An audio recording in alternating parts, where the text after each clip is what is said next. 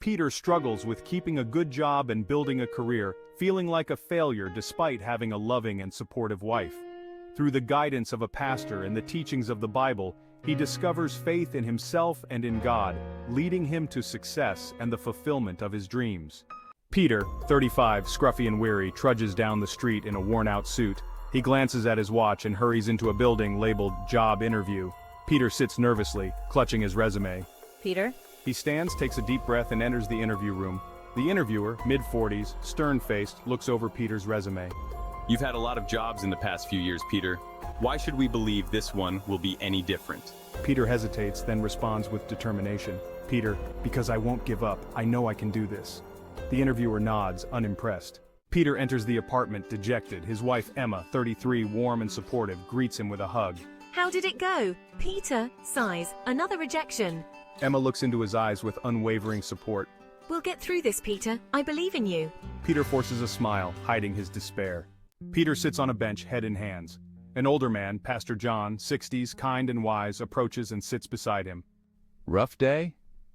Peter, you could say that. I can't seem to keep a job. I feel like a failure. Have you ever thought about turning to God for guidance? Peter, skeptical. I'm not really religious. Neither was I until I found Jesus. He changed my life. Here, take this. Pastor John hands Peter a small Bible. Read it. Come to our service this Sunday. You'll be amazed at what faith can do. Peter sits at the kitchen table, Bible open. Emma watches from the doorway, hopeful. What are you reading?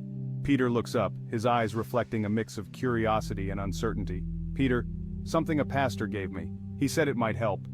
Emma smiles and joins him at the table. Let's read it together. They read quietly, a sense of peace settling over them.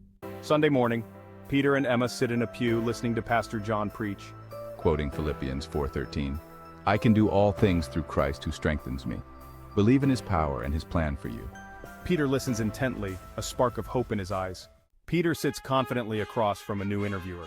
The atmosphere is different. Peter is calm and composed. Your resume is impressive, Peter. We'd like to offer you the position. Peter smiles, tears of relief welling up. Peter, thank you so much.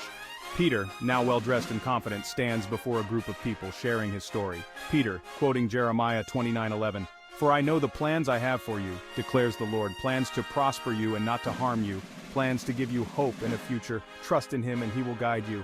The audience claps, inspired. Peter looks at Emma, who smiles proudly.